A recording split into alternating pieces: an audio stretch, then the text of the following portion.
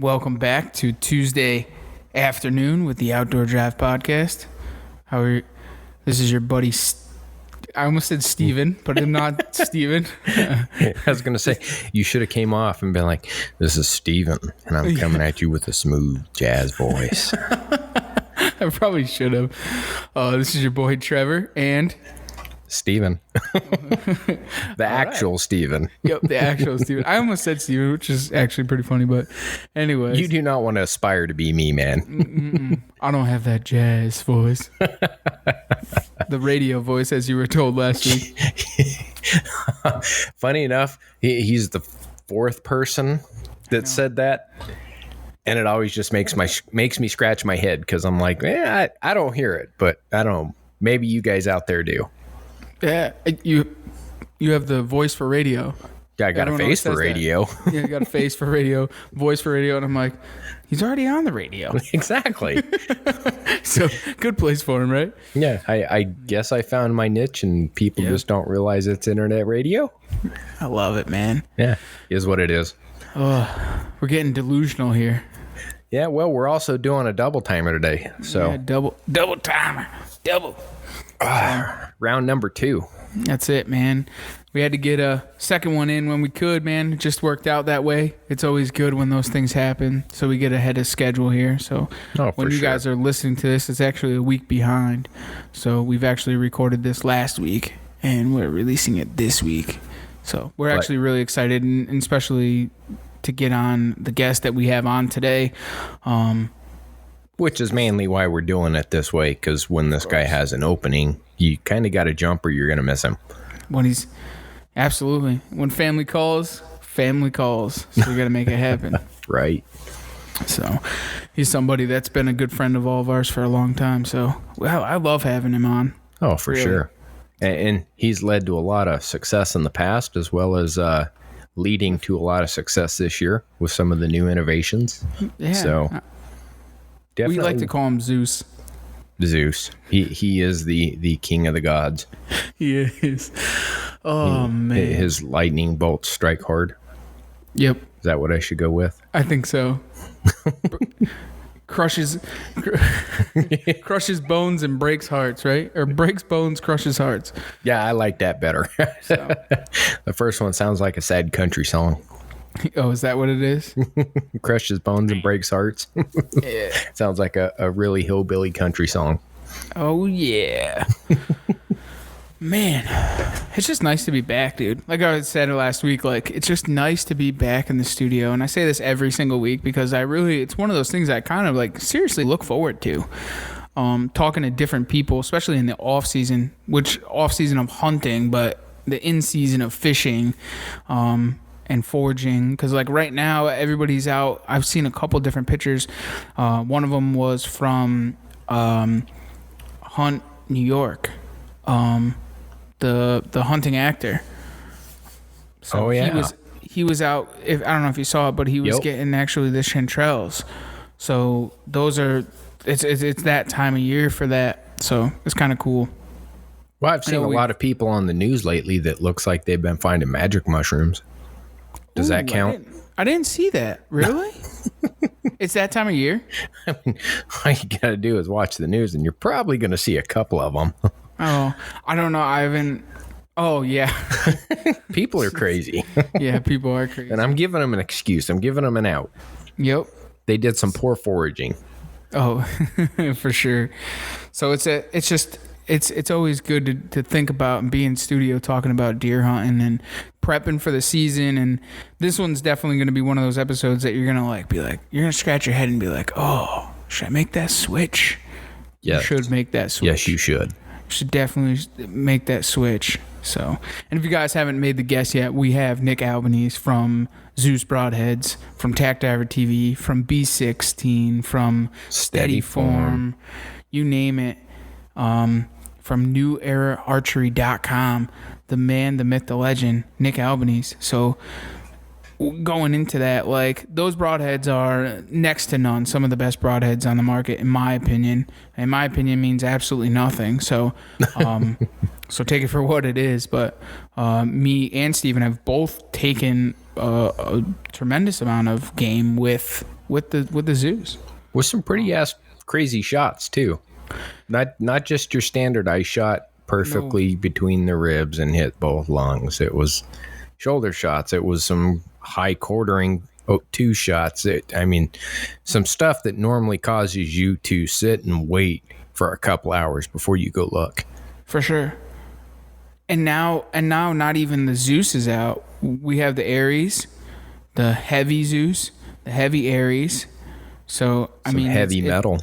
Heavy metal. So it's literally for everybody across the whole entire spectrum. The people had wanted it, and they made it happen over at New Era Archery. So yeah, it's going to be interesting this year watching what those the heavy metals do on some high FOC rigs with the collapsible blades, that hybrid technology, and see how that compares up to some of these, single bevel, solid fixed heads. I'm not concerned personally. Let me get that clear. But yeah, and it'll be interesting to see the comparison. Are you sticking with the 100 125s, the regular Aries? I'm going to run the 125 Aries and run those on my 5. It'll be a 525 Arrow when it's all said and done. Okay. Yeah, I'm probably staying on the lighter side of it. Especially, I don't want to dig too much into all this because these are kind of things that we'll go over with Nick, but I'm going to stay on the lighter side. So remember that throughout this. I'm going to be on the lighter side. Steven's going to be a little bit on the heavier side, more of the lighter of... The lighter of the heavier side. Yeah, that's about as far as I'm going to go. Not the adult arrow side. Yeah. As we would call it. But it's kind of cool. And the way that it's designed, it's designed for that. So that's why the heavy and the light. So we'll let Nick go into that because I know we all can blabble about that forever. But the way that a lot of this is designed and the shock and so on and so forth with the hybrid and the chisel point that he's designed is next to none, man. What it does to turkeys, and then it's kind of hilarious. Oh my God, knocking it off their feet. But it's one of those things. So you guys will have a really good episode to look forward to, especially with Nick, because Nick is always one of those guys, man. He's a legend of his own time, and he won't state that in himself. No, he's very humble. Very. So he's taken a lot of whitetails with a lot of different broadheads in a lot of different places. Some very big whitetails and bears and you name it. So he's one of those guys. But if you guys want to see those, you can check him out on Tack Driver TV. But what is that noise? I believe, sir, what you are listening to is the incoming message for today's news for your cruise. I don't know, maybe I'll tell the weather next week. Yeah. All right, take it away, Mike. Hey everyone, Mike here with some news for your cruise. Let's start this one off in Missouri, where previously I had put some news out there about Missouri's first ever elk lottery in recent time this year. Well, 5 lucky hunters will have the chance to harvest an elk during the state's first hunt since the 1800s, when native elk were hunted to extinction. 5 resident hunters were selected out of 19,250 applicants. 33 applicants for the resident landowner antlered elk permit, and the rest of the applicants were for the 4 general permits. The resident landowner will be allowed to hunt his 80 acres east of the Peck Ranch Conservation Area, and the 4 general permit holders will be hunting in the southern portion of the state within Carter, Reynolds, and Sherman counties, excluding the refuge portions of Peck Ranch. Hunters will be allowed to harvest 1 bull elk with 1 antler that is a minimum of 6 inches and can hunt during both the October 17th to 25th archery season, as well as the December 12th to 20th firearms season. Good luck to the lucky 5 hunters. Continuing with some elk news, we're going to turn to Fenton, Michigan, where a family moving a swim platform on a lake had an anchor get stuck on something. What they expected to be a tree root was actually an elk skull and antlers that measured 43 inches wide and 50 inches tall. Michigan elk experts say elk haven't roamed that area since around 1875. The Michigan DNR has stated that it is unclear if this is a Rocky Mountain elk or an eastern elk. Rocky Mountain elk were introduced in Michigan in the 1920s, but only in the lower part of the Upper Peninsula. The DNR has said that sometimes free-ranging elk in the Gaylord area wander south, but not as far as Fenton. The family doesn't have room for the antlers at their house, but are going to hold on to it for a while they hunt for some more information on its origin. And they do plan to hand it over to a collector or someone who will make good use of it. So, Trev, that might make a nice piece for the new studio if you can get your hands on it. So let's head back east to Maine, where the 62-year-old lake trout record has been broken. Eric Poland of Andover, Maine, caught the 44-inch, 39-pound, 2-ounce lake trout on July 2nd while fishing Lower Richardson Lake in western Maine. Poland stated that he went out for salmon, having just a couple hours to kill, but marking no salmon on his fish finder, decided to drop his lead core line deeper for some lakers he was marking at 94 feet deep. The previous record was 31.5 pounds and was caught on August 3rd, 1958. Poland hooked the fish on 8-pound fluorocarbon leader and a DB smelt lure. It took Poland an hour to an hour and a half to land the monster fish. And with his net being too small, he had to grab the fish by the gill plate and haul it into his boat. A nearby angler actually rode over to watch the battle and handed Poland a scale to be able to weigh the fish once he got it aboard his boat. Neither of them knew what the state record was, but they both knew it was not 39 pounds. So congrats to Eric on a great fish. Now a couple newsworthy items out of Vermont. First, the transportation bill that has been passed went into effect on July 1st with some substantial changes to ATV laws that will affect not only hunters but anyone recreating with ATVs in Vermont. ATVs are now prohibited on all roadways, including Class 4 roadways and trails, unless specifically opened by the town for ATV traffic. Helmets are now required except on your own land. Proof of liability insurance is required unless you're on your own land. A valid trail access decal is required to operate any ATV except on your own land. The farming exemption no longer exists for operation of an ATV on public highways, and ATVs legally registered in any other state are considered registered in Vermont, but will still require the trail access decal. Vermont Fish and Wildlife will be holding a Learn to Hunt with Vermont Fish and Wildlife Mentors meetups this summer. This is a free interactive 2-part program which is designed for hunters over 16 to pair with experienced mentors at a meet and greet this summer. That would be followed by a guided hunt this fall. The hunters will learn safe hunting practices, hunting strategies, hunting regulations, and season dates. The goal of the program is to eliminate the barrier to entry many new hunters face. So if you know any people that are thinking about hunting out there, might be overwhelmed or don't know how to get into it, or if you know anyone out there who'd be willing to mentor in Vermont, they're looking for both.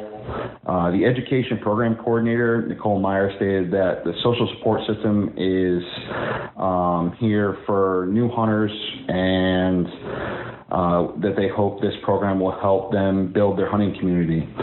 Interested hunters and mentors can attend one of 2 meetup sessions, the first being Thursday, August 6th from 5 to 8 p.m. at the Kehoe Conservation Camp, and the second one being Saturday, August 8th from 9 a.m. to 12 p.m. at the Buck Lake Conservation Camp.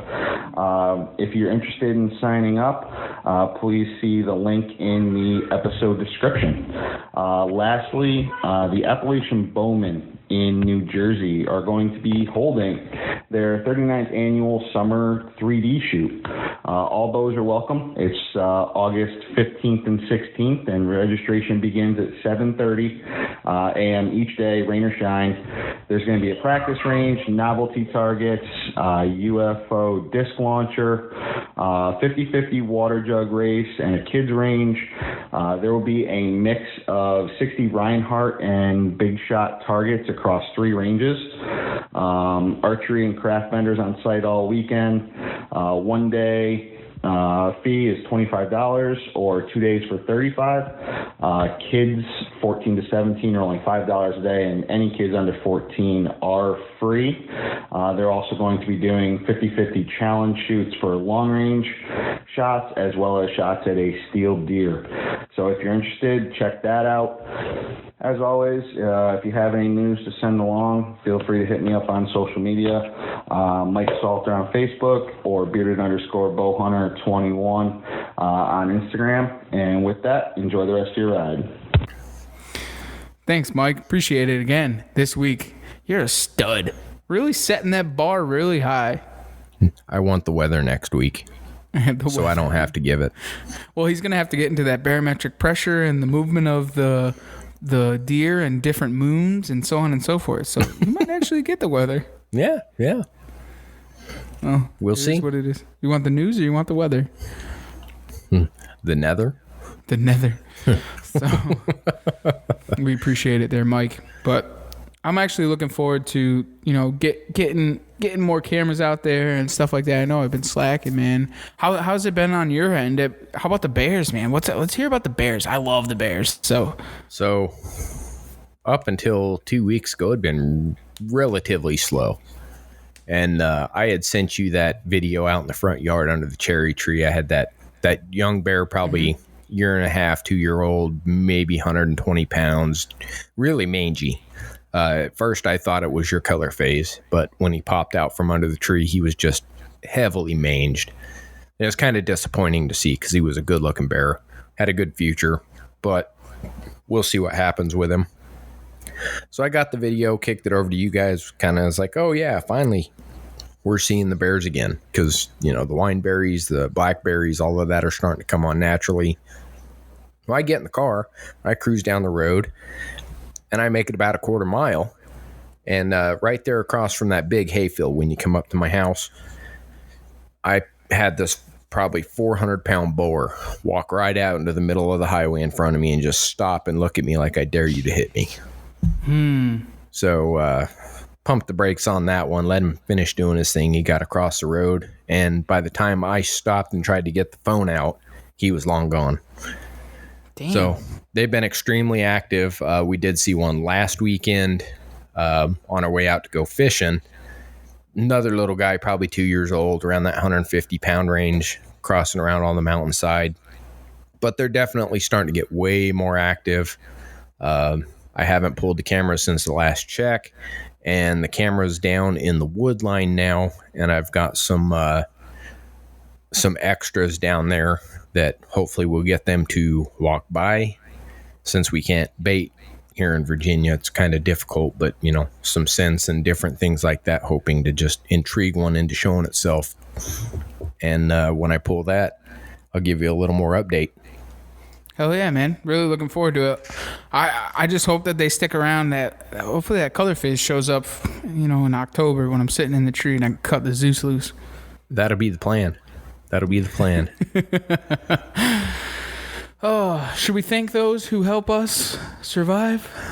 I believe that the partners are due for their gratitude.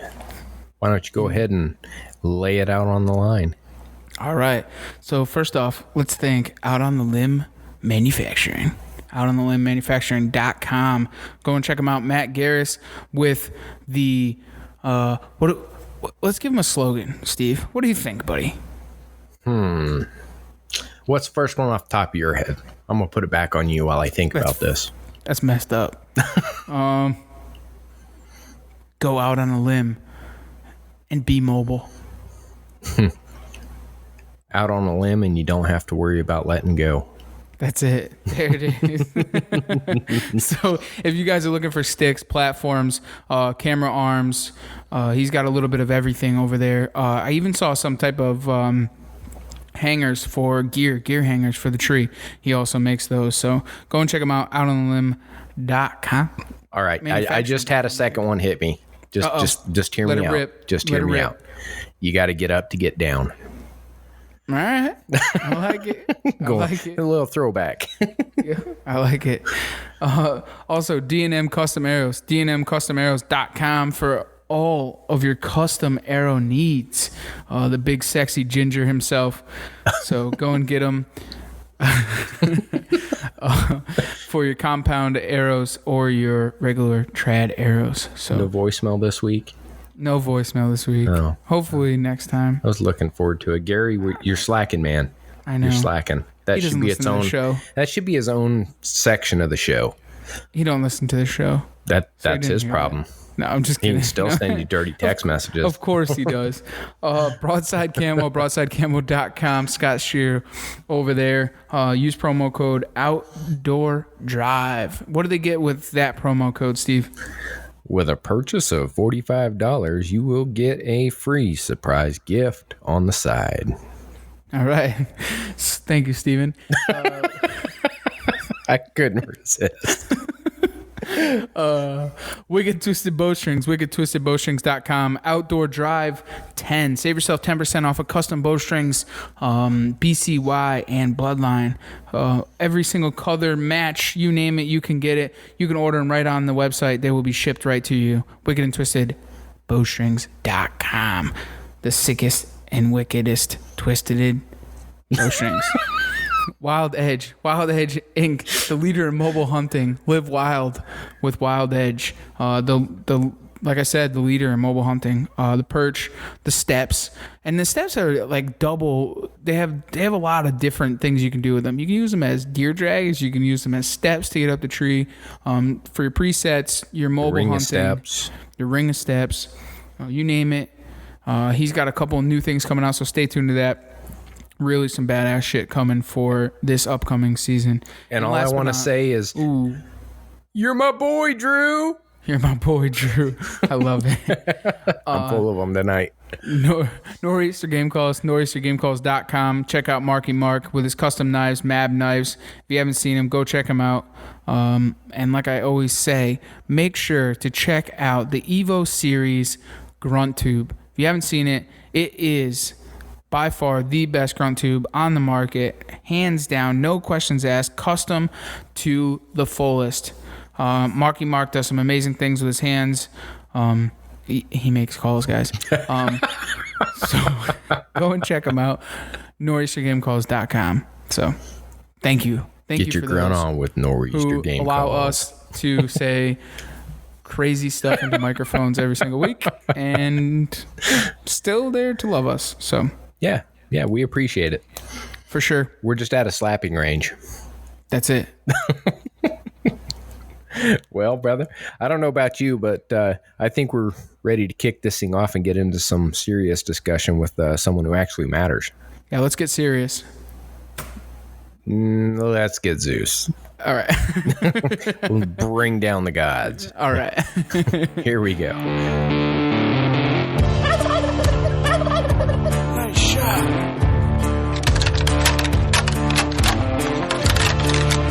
Here comes a shooter. Big buck.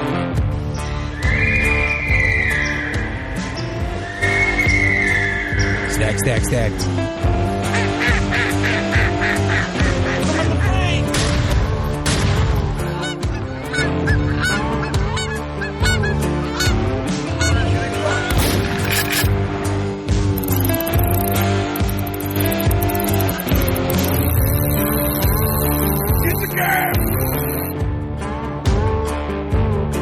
All right, we're back on the line with Nick Albanese from New Era Archery. What's up, Nick? What's going on, bud? How are you, bro? Yeah, hanging in there. Can't complain. It's been How a long. you guys been? Oh, we've been good, man. It's been a long time coming. You ain't kidding. we should have had this ship done way back in Harrisburg time. Yeah, well, Nick was a little bit busy in Harrisburg. just Just a little bit, man. Yeah. But it's all good. Yeah, it is, man. So things have been good and business and everything's been all right, huh? Yeah, moving right along. Zeus is doing its thing. We introduced Aries. We introduced some heavy metals. So far, so good. I can't complain with everything going on. Let's put it that way. And right now is the time for B16 to kind of shine. Oh my God. Oh. I don't want to step off that ledge just right. I just wanted to plug it in there for a second because I know where that's going to go in its own thing. But why don't we turn this key, get this drive underway? Why don't you explain to everybody who you are, where you're from, man, and what you do? Okay, Nick Albanese from New Jersey. I am a full-time landscaper by trade, so I am not just the hunting industry. Some people get caught up and think, oh, you're on TV and you got products, but that's not all I do. I own a landscape company. I do that full time, and I've slowly entered the hunting industry with a few products throughout the years, and I have a good time with it. I love it, man. So why don't you explain to everybody what the products are, man, and what you do with New Era Archery? Okay, so New Era Archery hosts Steady Form, which was the first product that I launched about 9 years ago. Then we've played around with a deer feed. So we've designed a feed / mineral combination called B16. And then from there, we went into the Broadheads and we launched Zeus. We brought Zeus to life, which was something that I had in my head for such a long time, but I didn't know if it was actually possible. So we took the plunge, we decided to move forward and invest the money to see if we couldn't actually make this work. And so far, so good. Yeah, and it works. It works. Agreed. It works. Agreed. We all love the new Zeus, man. Like we all live it every year with it. So ever since it's come out. The feedback's been great. Last year was actually the first full hunting season that Zeus was in the field, and it was just chaos. The feedback, the emails, the pictures that I was getting. I mean, it was so overwhelming, I couldn't even put them all up on Facebook, even if I wanted to. What was one of the craziest animals that was taken down with Zeus? Well, there was 3 different groups that went to Africa, so all kinds of stuff got shot in Africa. But one of the guys that went, my buddy Jeremy, I had him use a light load, more out of curiosity. So he was running a 390 grain total weight arrow with broadhead. Sheesh. Yep, and he shot kudu, zebra. What else did he shoot? I don't even know the names of half of those things there. Of course not. I don't blame you. Sable, your Gemsbok. Gemsbok, Blessbok. I mean, he shot a pile of animals. And the furthest thing that ran was the zebra. It made it about 70 yards. Wow. Everything else was down probably within 30.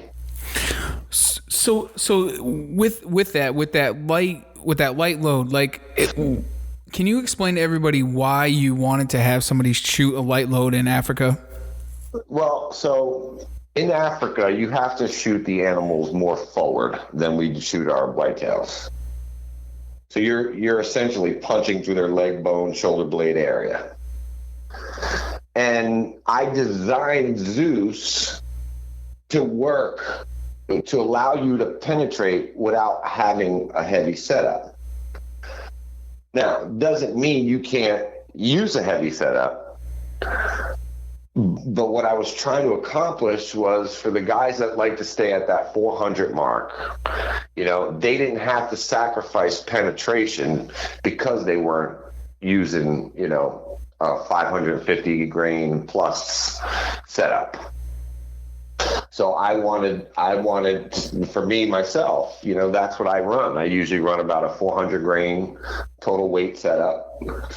And what I realized was throughout the years, the lack of penetration was due to trying to, take out too much surface area.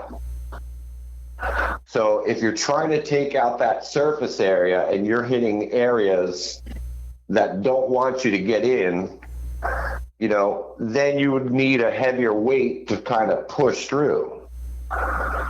So what I did was design it to, if it felt that, the blaze could collapse down to allow it to get in. But then they would redeploy once it got past that hard matter. But designing it was tricky because it wouldn't just work with any tip. The tip had to play a role in all this, in clearing and dispersing material out of its way. So once I figured out the combination between the two, we realized that we were getting, crazy penetration with light loads. So when he went to Africa, I thought, why not? Give it a whirl. And he trusted me enough. He knew, he tested them himself prior to going. And he said to me that he was going to do it. And he went in at 390 grains, and he blew through everything. Wow. Especially in Africa, because a lot of the animals in Africa, they have like that interwoven rib cage. You always hear about these guys talking about it, and everybody tests their broadheads on pigs because of the shield, because of the shield. But there's no better test than Africa, in my opinion. Absolutely. The one animal he did kill was a wildebeest also. Wow. If I'm not mistaken, it's a wildebeest, and it was, I want to say it was 600 pounds. Wow. And he zipped through them shoulders like it was butter and put that animal down in 30 yards. But now the tip is actually introducing shock. So not only is it dispersing material, it's clearing a path so there's no resistance on the ferrule or the arrow, but it's introducing shock, just like a bullet would. So if a bullet hits an animal and it blows in and pushes that material out of the way, Zeus is doing the same thing with the way the tip is designed. And we've seen that throughout turkey season. Turkeys don't go anywhere with them. Turkeys cannot handle a Zeus. No, not they go nowhere. Go in the air, not on the ground. Oh, yeah, they flop right over. That's it. And they have this crazy gelatin that comes out of don't once you hit them with it. It's the craziest thing in the world. I don't understand it. Yeah, turkeys cannot handle a Zeus. That is a fact. But same thing with whitetails. A lot of guys were putting these shots on, and these deer were down within 15, 20 yards. And they were like, it wasn't the best shot in the world. And I said, well, having a tip that introduces a shock aided in that. Mm-hmm. So it goes hand in hand. You know what I mean? But I designed it so that guys didn't have to sacrifice penetration by going to, by using a lighter weight. Absolutely. And with that, some of the, you get nervous about some broadheads, right? So some of your mechanicals and stuff, you get very nervous with certain shots at different angles, right? Mm-hmm. With the Zeus, you don't have to worry about that because the way that it's designed, it literally can go through any angle possible. Because it just blows through it. It's the craziest thing. Yeah. So long now here, let me add this to the mix. So long as your bow is tuned. Correct. Do you see what I'm saying? Because if you got an arrow that's fishtailing, I don't care what you're using, it's not gonna perform. You know what I mean? Absolutely. So there's that fine line of making sure, knowing your equipment, making sure everything's tuned in properly, and you slide a Zeus on the front end of that arrow, man, it's over. Mm-hmm. So a test that I've done, and I might do it. I did it with probably 15 different broadheads. And a lot of broadheads, I will go on a limb and say this out loud. Broadhead companies won't do this test for the most part. But I took a ballistics gel, a 10% ballistics gel, and ran it long ways. Not sideways, long ways. I think they're 16 or 18 inches long.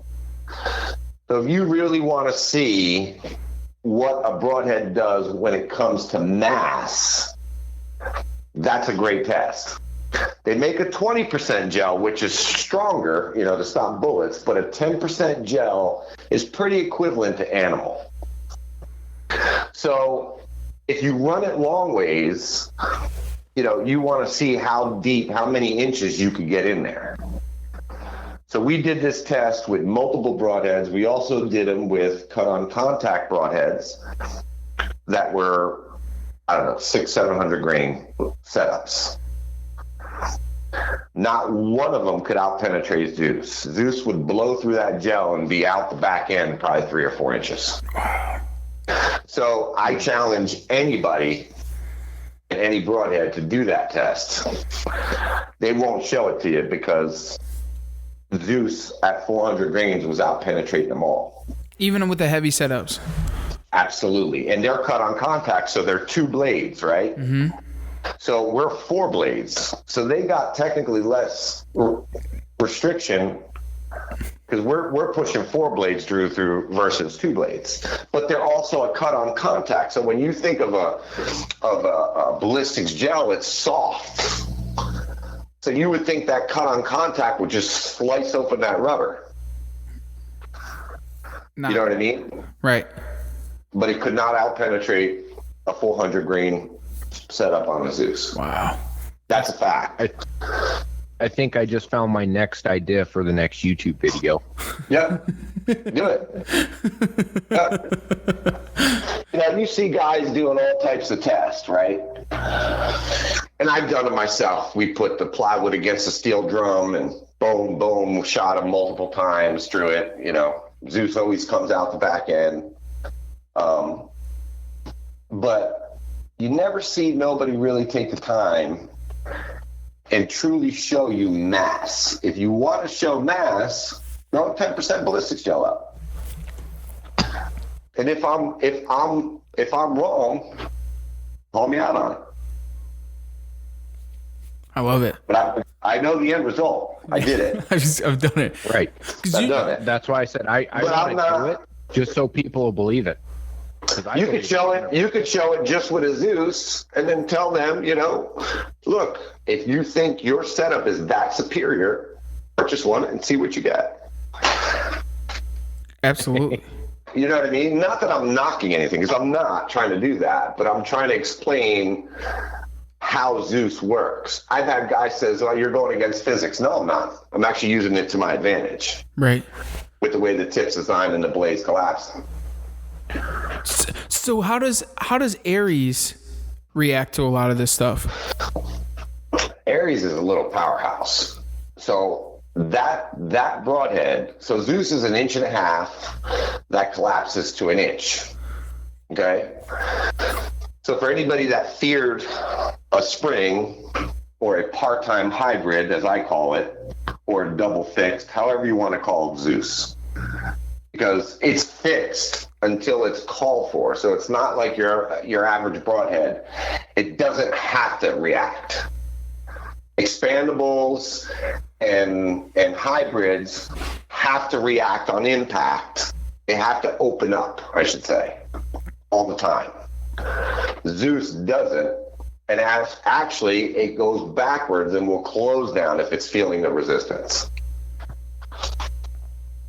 So it's using the physics in it for its advantage, especially with the way the tip is designed. But it's a powerhouse. So Ares, we met it halfway. So we did that one at 1 inch. So Zeus is 1.5 inches, that collapses to 1 inch. Ares is 1.25 inches fixed. Doesn't ever move. So we met it halfway. Thinking that, let's say, you shoot a Zeus and it collapses down to 1.25 inches, because it doesn't have to just collapse to 1 inch. It could collapse to whatever it wants. It depends on what it's feeling.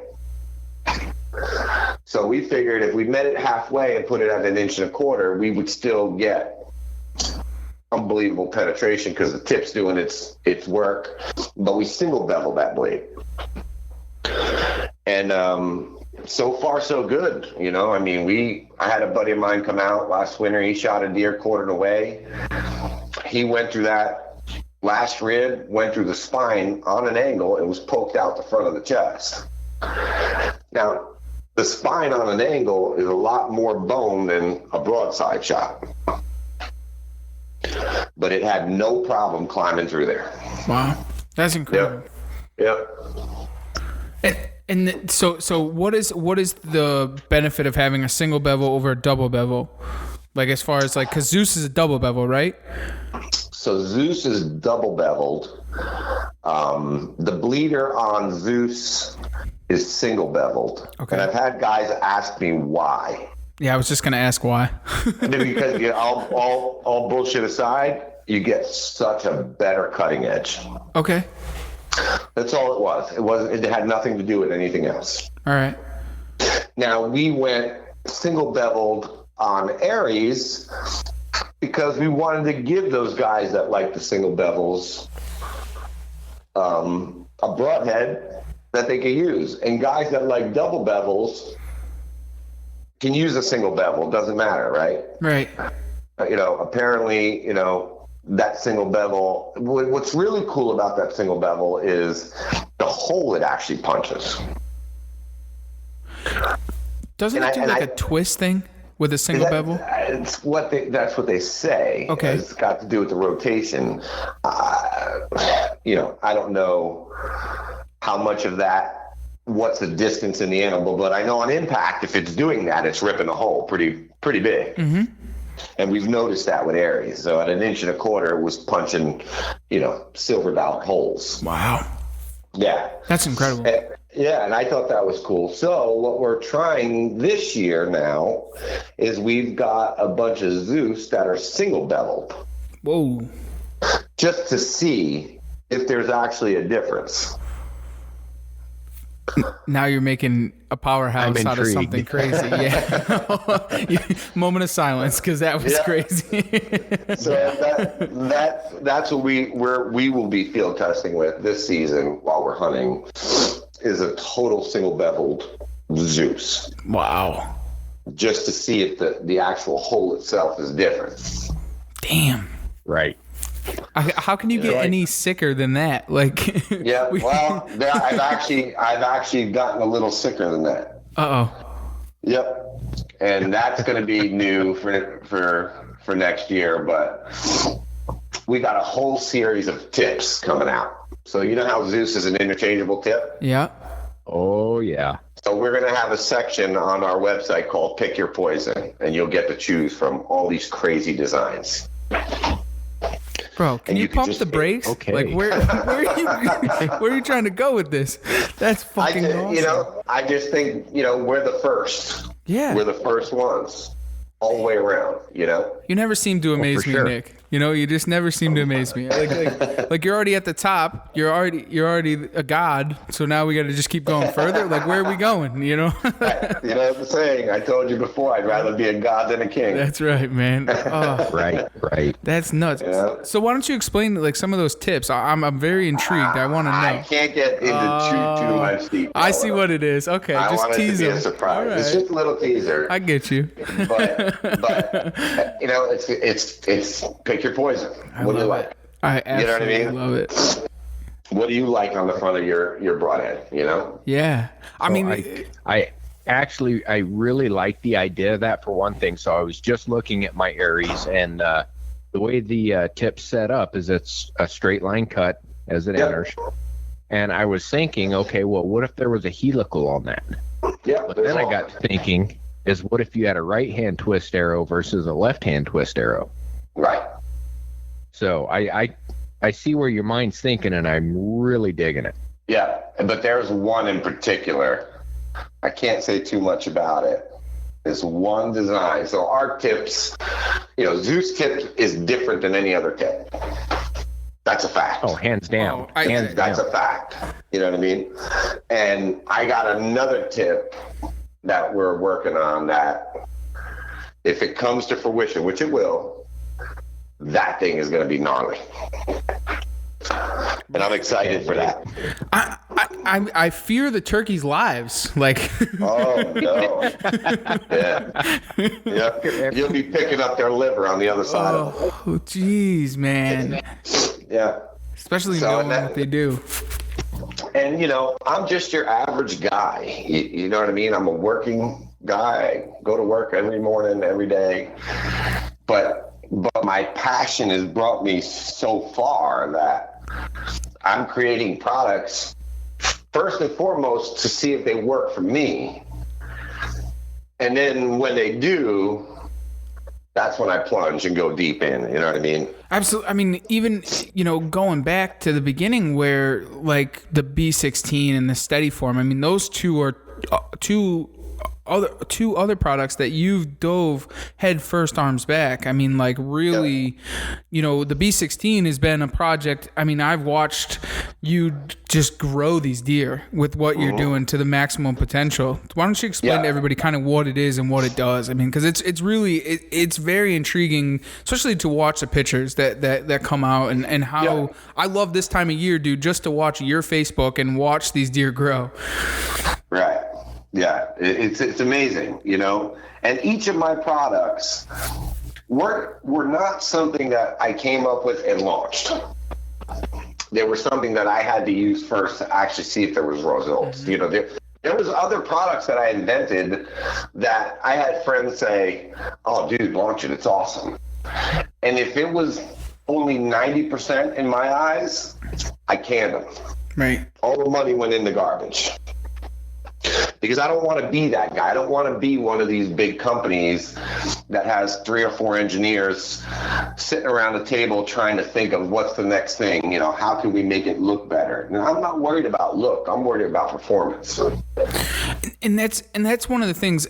And going back on you and being a full believer and just diving into it head first is one of those things. Is like, so last year when I started using the Zeus and I killed a turkey, the first turkey, right? So the turkey came out turkey season. I got a phone call right from you. I didn't even know who it was. I just a New Jersey number. I'm like, who the hell is this? I pick it up and it's Nick. And I'm like, Nick, the owner of Zeus, is calling me to ask me how I did with my broadhead. Like, are you kidding me? Like, so like you believe in it. I forewarned you though. I don't know if you remember. I said those turkeys can't handle Zeus. Yeah, it's the truth. It's the truth. I forewarned you. They just. It looks like you hit them with a bus. Oh yeah. I'm not sure why. I mean, I am sure why. I actually know why. Right. But it plows them over. They just cannot handle it.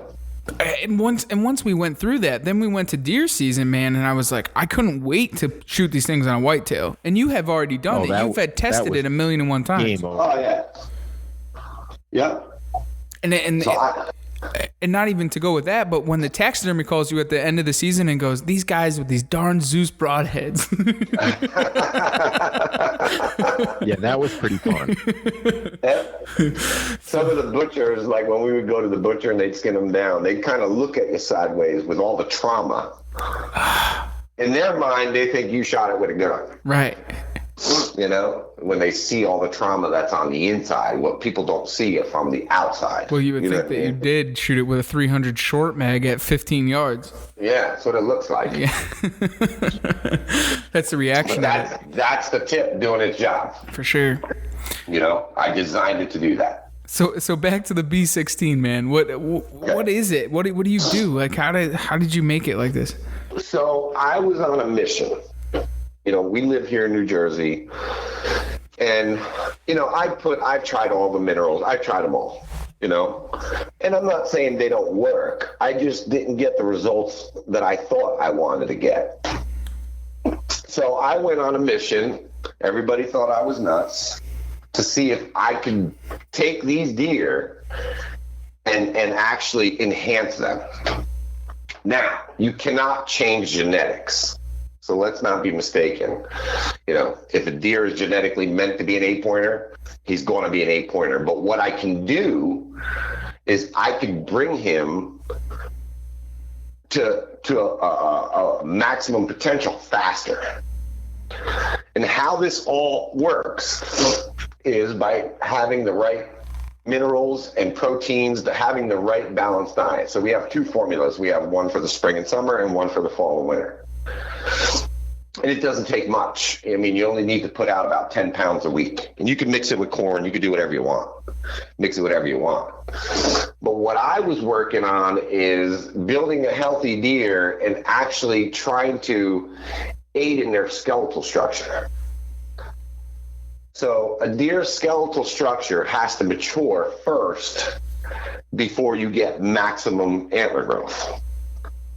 Because as it's growing and the bones are growing, those nutrients are going to the bones that are growing. But once those bones are fully grown, the rest is going to the head.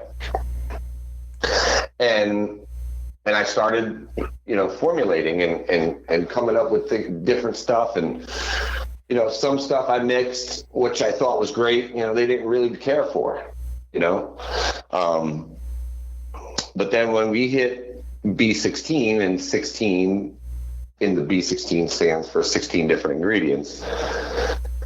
When we hit that, it was like boom, instant attraction.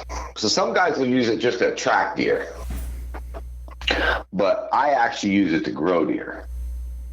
And what I've seen in the past 3 seasons of using it is way better bucks, and I don't know if it's got a lot to do with me bringing, their bone structure up and maturing it faster. You know what I'm saying?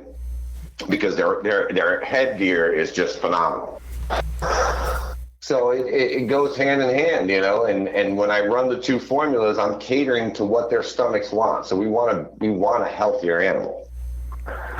And if you can cater to like for instance, in the wintertime, they lack fiber. You know what I'm saying? So you want to give them that fiber, because what happens is they lack fiber, but yet, let's say you're feeding them corn.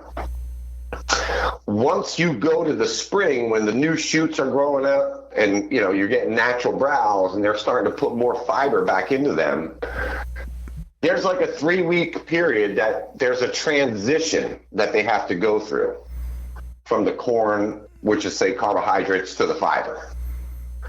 But in that 3 weeks of transition, you're actually stunning their growth. So you just keep them on a regimen and they never have to go through that transition. Bro, because their bodies are acclimated to it. I don't. That makes sense. I just don't. What makes sense to me is that you are God. Like, where do you come up with this mini Einstein, bro? Like, come on, you're like the dear God. Like, so that's my problem. Like, when I set out to do something, it's not an overnight process. It's not something that I do and say, okay, I'm going to try and make money on this product. It's something that I'll invest tons of money, and if it doesn't work, I scrap it. But once I see the results, then I'll make it ready for the public. Wow. And then I get a kick out of perfection. I get a kick out of it. I'm not going to take a shortcut just to throw something on the shelf to try to make some money. Jeez. You know what I mean? Absolutely. And I'm not one of those companies at all. I'm your everyday guy. I'm just like you. Right. You know what I mean? Absolutely. This is not about how many I could put on Walmart shelves. No, you want to see the success. We know how good those do. Right. Well, I'm not saying you can't do it with them. All I'm saying is I'm not that guy. Right.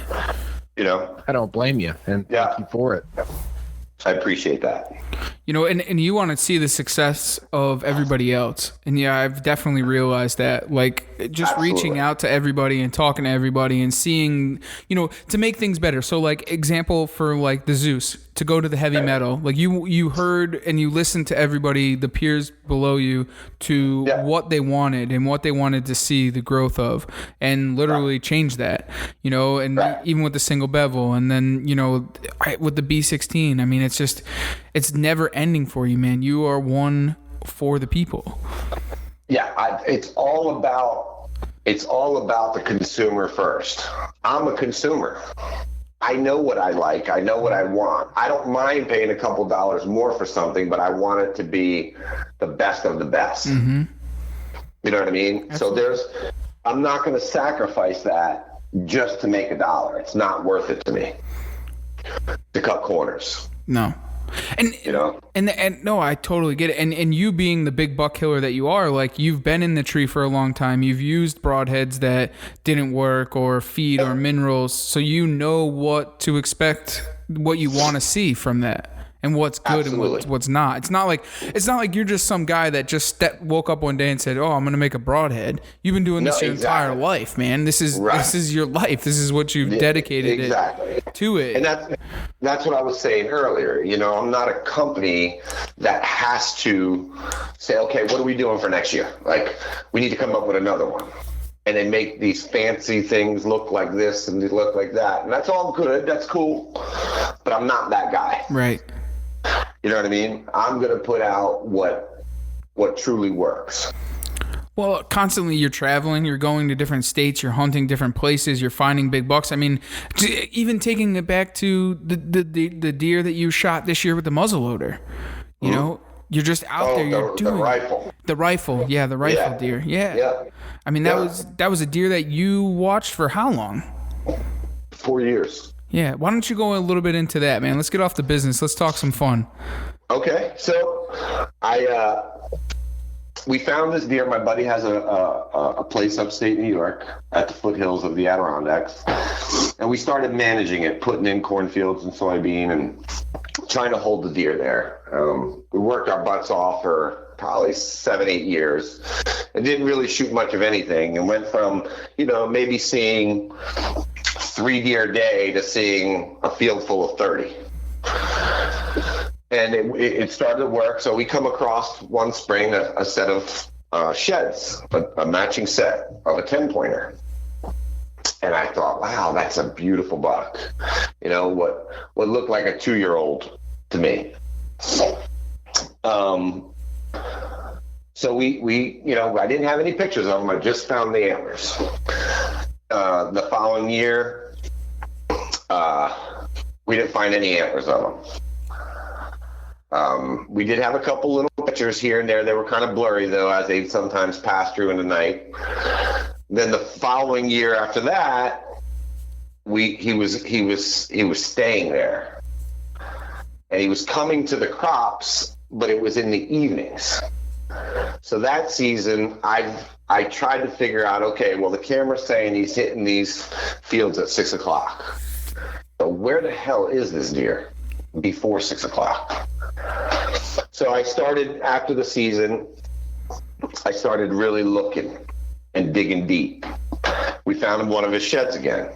So we found a matching set 1 year, nothing the following year, and then one side the third year. So once I figured out where I thought at the end of the season, and all my friends that know me personally know, like, you know, boots on the ground. I'm that guy. I'm going to figure it out if I can. I'll put the boots and spend days of just thinking and looking and coming up with different scenarios. And when I found this one spot, it's like it was all the pieces to the puzzle came together. So we put a camera there. As soon as we put the camera there, boom, there he was. Daylight. And I thought, okay, so now he's there, but it's a mile in. How the hell do I get to this deer without him knowing that I'm coming for him? And there's big ravines there and everything like that. And I'm thought to myself, it's just impossible to get to that animal. There's no way he's going to hear or see you coming. You know, he's got the advantage. So we were sitting there talking one day, and I thought to myself, the only way to pull that off is if we get a fresh snow, a powder snow. I'd have to get down in one of these ravines, and I mean, certain areas, it was 100 foot up out of the ravine. I said, I'd have to get in this ravine, drop below him, and come in and sneak up behind him. But I wouldn't be able to do that without the snow, because he'd hear me crunching and snapping, and it was a section of hemlocks, and I knew he'd like to use the shadow. So a big buck will love to stay in the shadows. at all costs. They don't want to expose themselves like other deer. So whenever you find a line of, hemlocks or pine, those are shadows. They can disappear in that.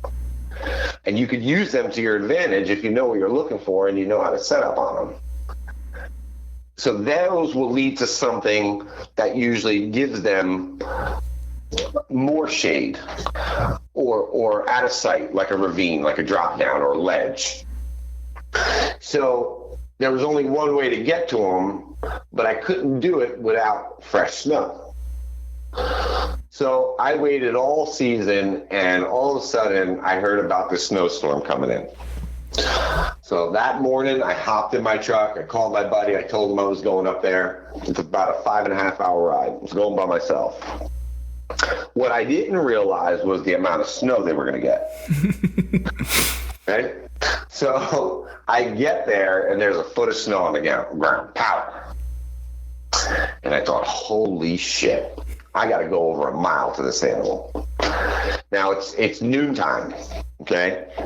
I start walking, I make it maybe 100 yards and I turn around and go back to the cabin. I'm like, there's no way.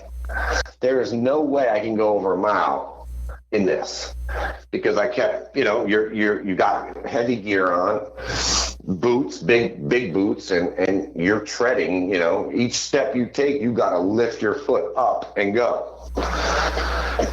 I sat there for a minute and thought, no, I came this far. I know what it's going to take to kill this animal. It's the only shot I got.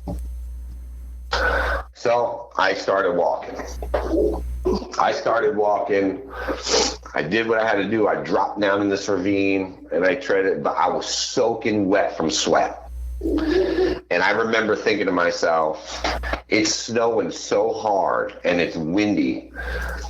Like, the minute I stop, I'm going to freeze.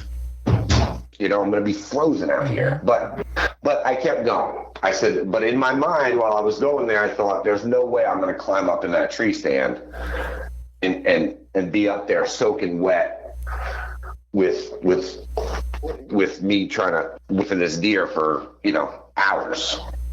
So I started walking at noon, and it was almost 2:00 when I got to where I needed to get to. So I stopped and I'm looking, and I'm standing by the tree stand going, there's no way I'm going to climb out of this. He's going to come through them hemlocks. He's going to use that shade. He's going to use that cover. He's probably going to dip down and go down this ravine onto this ledge and cross over and come up into these other hemlocks and keep going towards the soybean.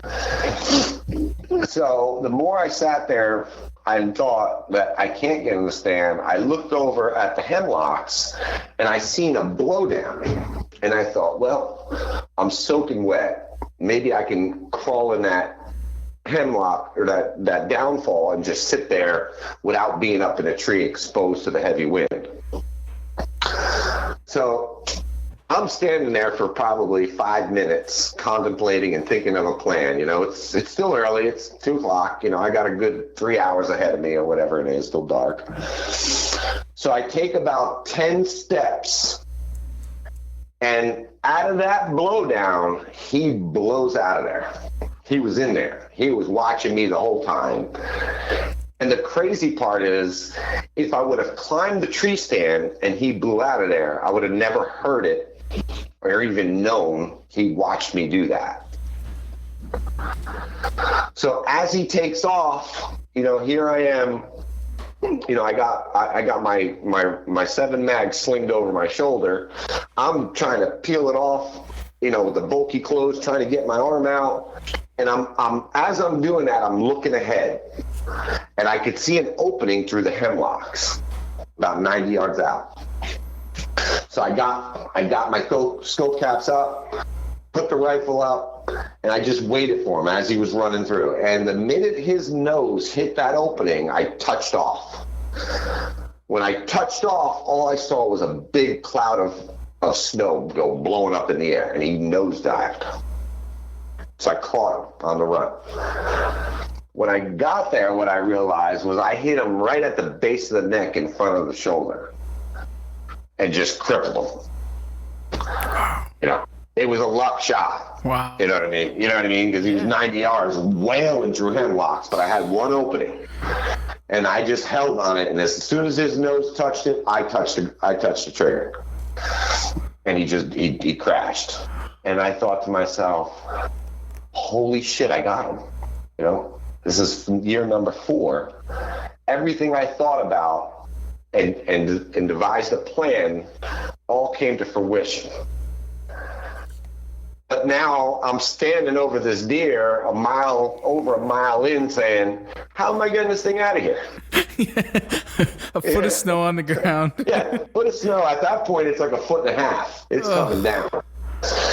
And, up there's lots of coyotes. And I thought, oh, my God, these coyotes are going to tear this thing up. So I took my jacket off.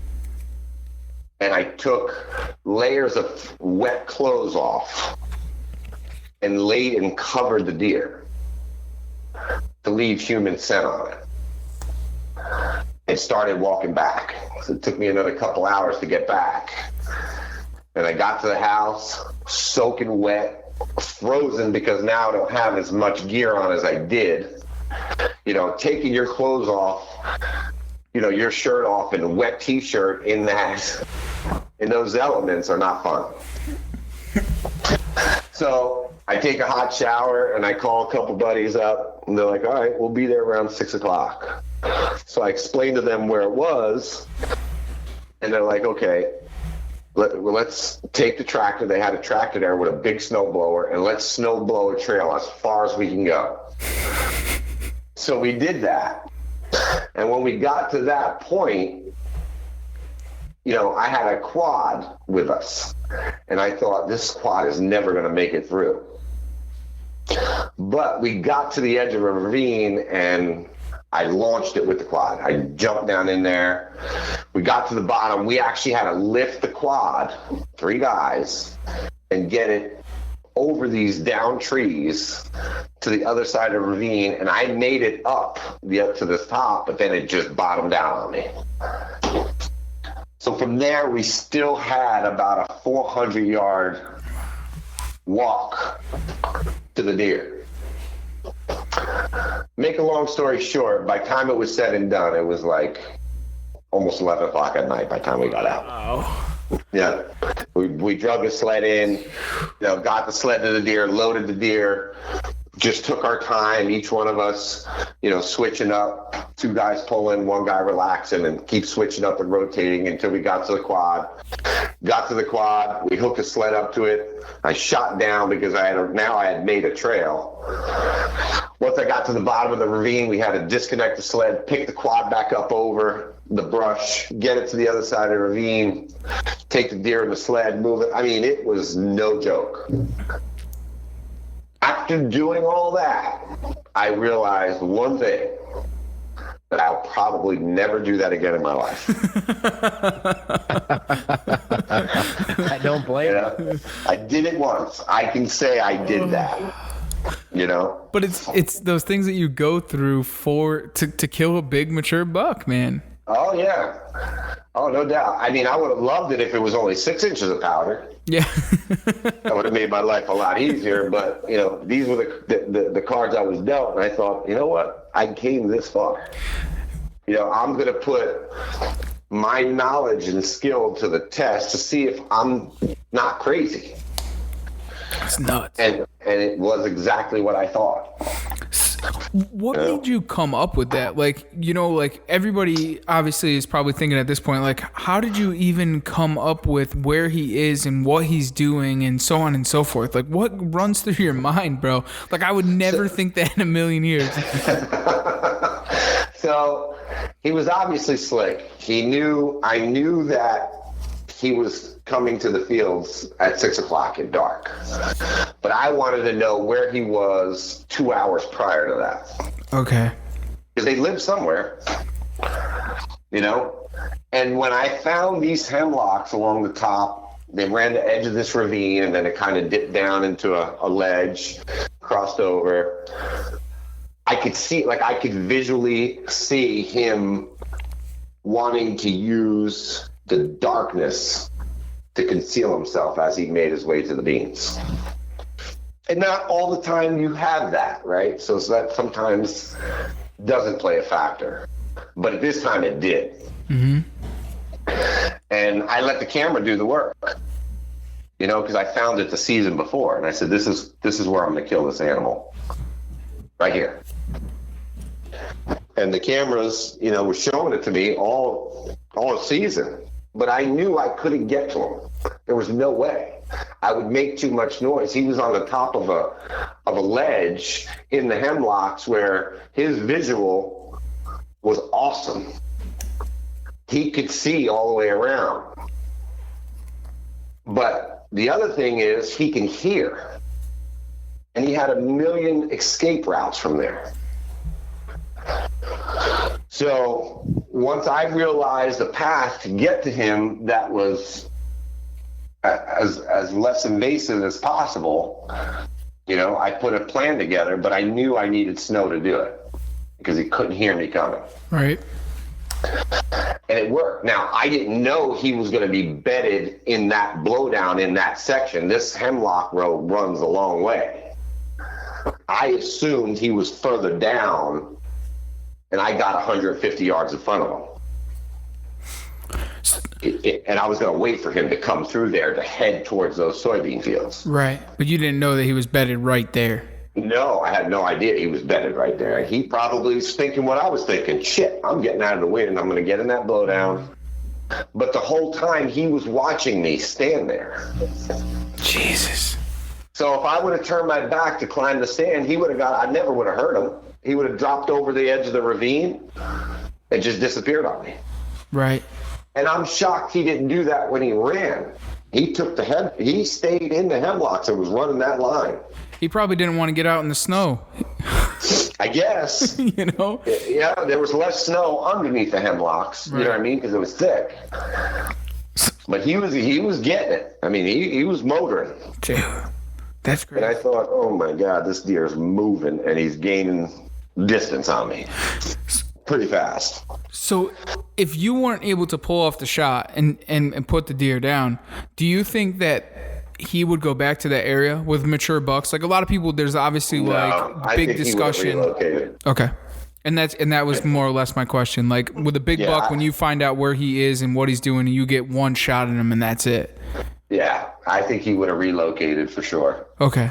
I mean, he had tons of area to do it. And, there's 1 million different places he can enter those.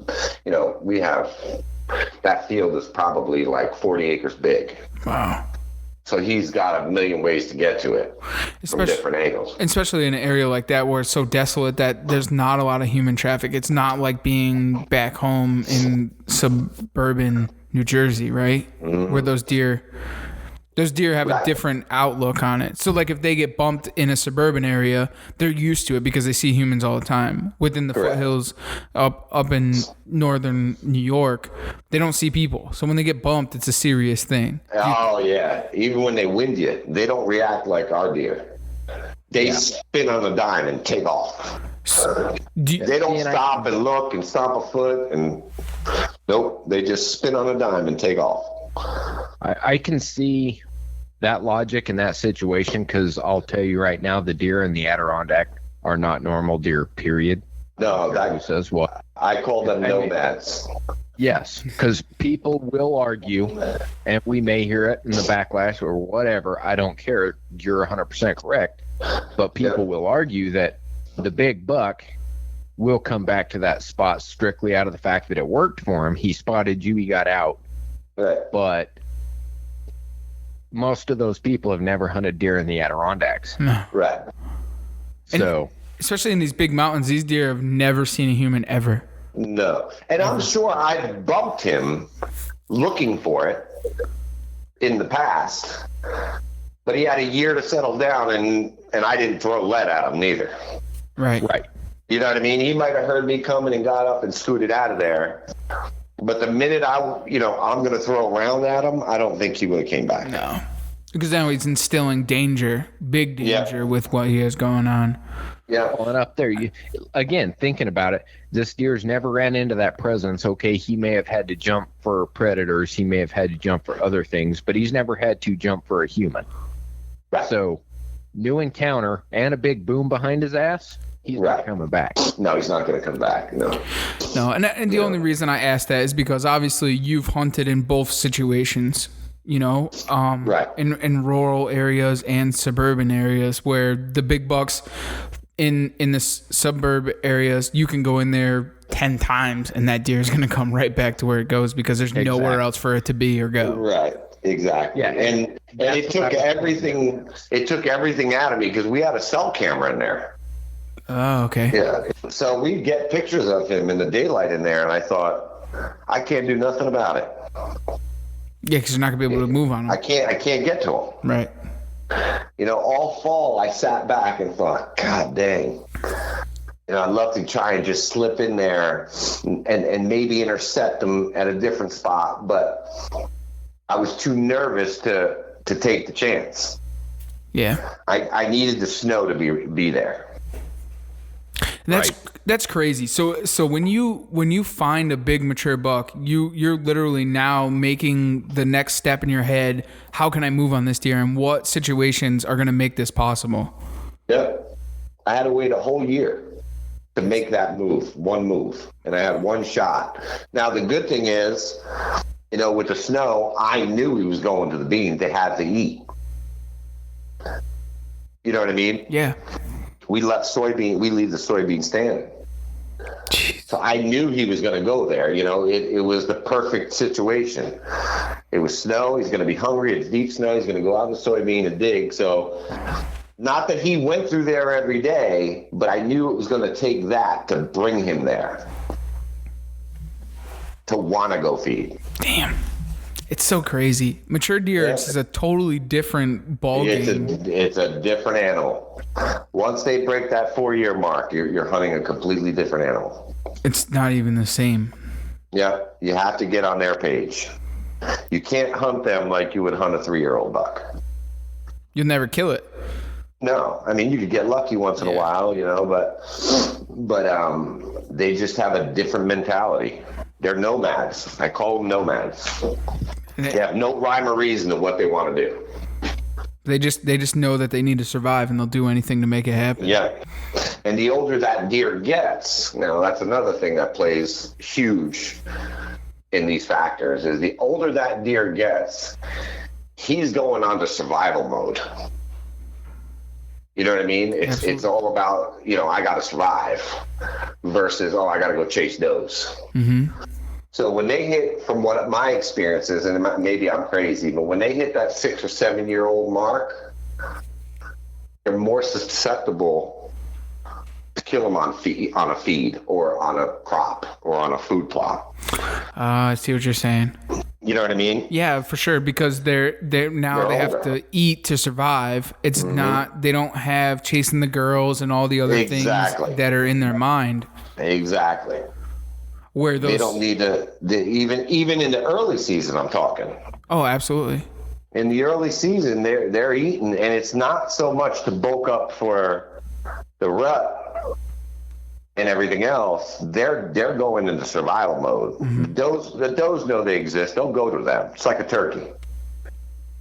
The does will go find him. Right. The mature deer, the doe will always go to them. The big deer isn't going to go to the doe. Mm-hmm. You don't have to. If he's the king in that section, they know it.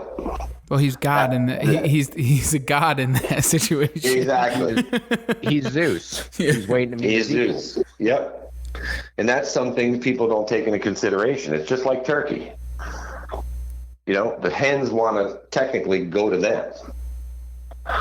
The older the bird is, the harder it is to drag him to you. You don't want to move. It's the same thing with a deer. I never thought of it in that logic. Yep.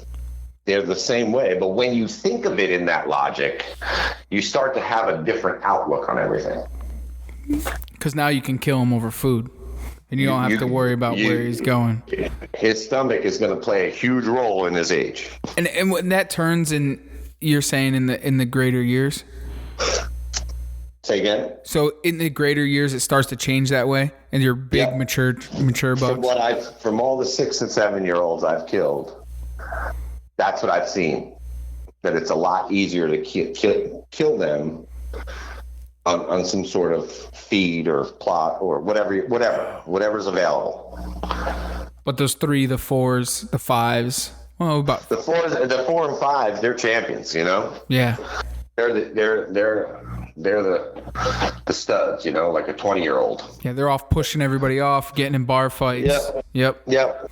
Yeah, but then as they get older, they start to back down. Like, you know, it's just like us. Right. You know, as you get older in age, you know, when I was in my 20s and I was walking down a trail and there was a log laying in it, I'd pick that son of a gun up and toss it out of the way. When I got in my 30s, I'd hop over it. When I got in my 40s, I walk around that son of a bitch. I ain't even playing. That's a great way to put it. You know what I mean? Perfect. For sure. It's reality, and it's the same thing how they think. They're gonna want to be undetected. They're gonna want a trail of least resistance, but yet stay undetected. And if you can find that, it's a home run. Because some properties don't have that. So not every guy is fortunate enough to have a situation like that. And I get that, you know. In this particular situation, I had the makings of it. I just needed the snow. And I waited a year for it. That's insane. I couldn't imagine it. Like I guess that's me in my 30s. Is just completely not patient at all trying to kill a big mature buck. Like you just want to go find it. I guess that's the difference. Yeah. Waiting. I have one this year, you know.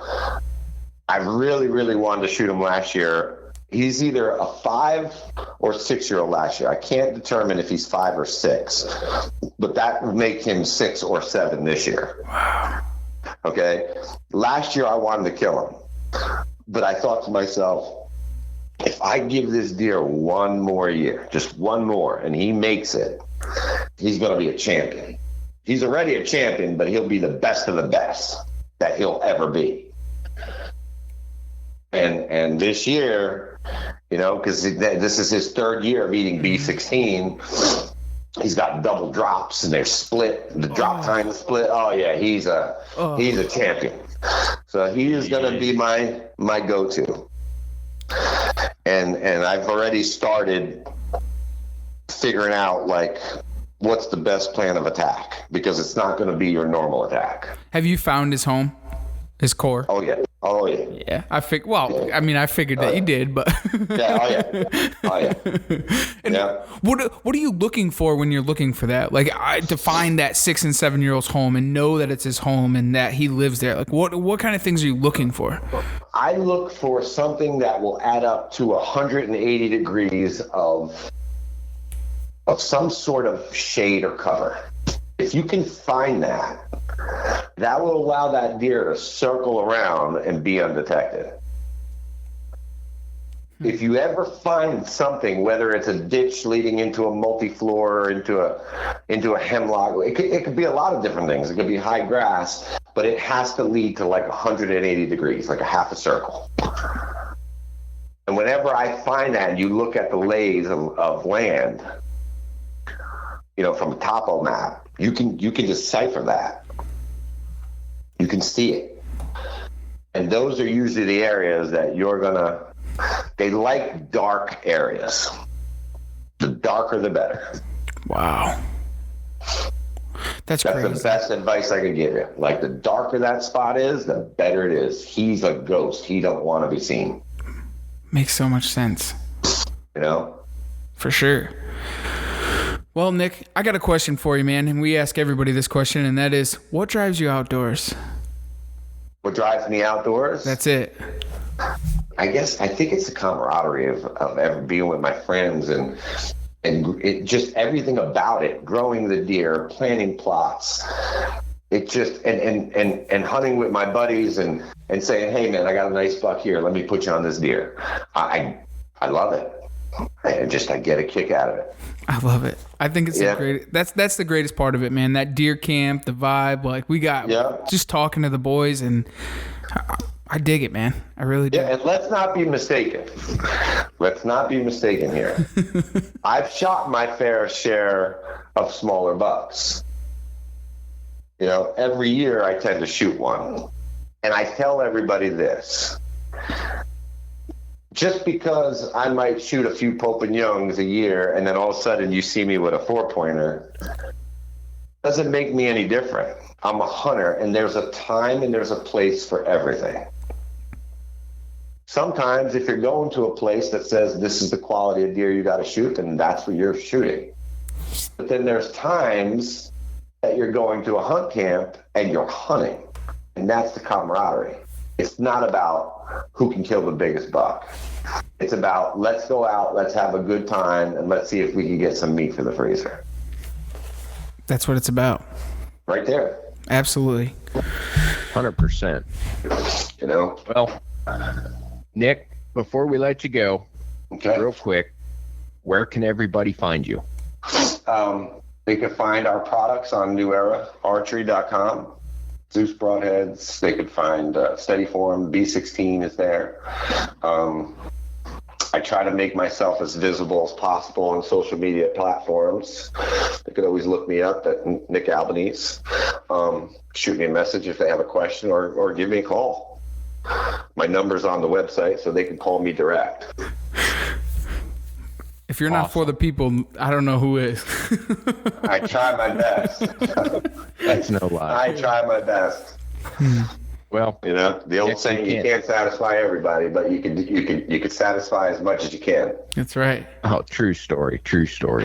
Yeah. Well, we can't thank you enough. We know you're busy, and we appreciate you cutting out a little bit of time of your day to sit and bullshit and ramble with us. Oh, And it my was well pleasure. worth it. Absolutely. It's my pleasure, guys. I appreciate you guys having me. Anytime. And like I said, when you're willing to spit a little bit more out about new technology, give us a holler. I'll let you know. Yeah. Yeah, I'll send you some. I'll send you guys some so you can play around yourself. That sounds like a plan. Yeah. But we got I cannot wait. we have the perfect place for you to tell everyone about it. Glad. Boy. Good stuff. All right, gentlemen. Well, it was my honor. I appreciate it. Thanks again for jumping on. Like I said, it got was a it. great time for everybody out there. If you want to try something, whether it's you want to increase your accuracy, look at the Steady Form. If you want to help your deer, get the B16. If you want to kill some stuff, definitely get on the Zeus line of broadheads. We've been using them for 2 years, and they are absolutely devastating. And if you don't believe us, check out the videos. Give Nick a call himself, and they'll walk you through it. And in the meantime, we can't thank you guys all enough, and we can't do this without you. But thank you for taking the ride right here on the Outdoor Drive.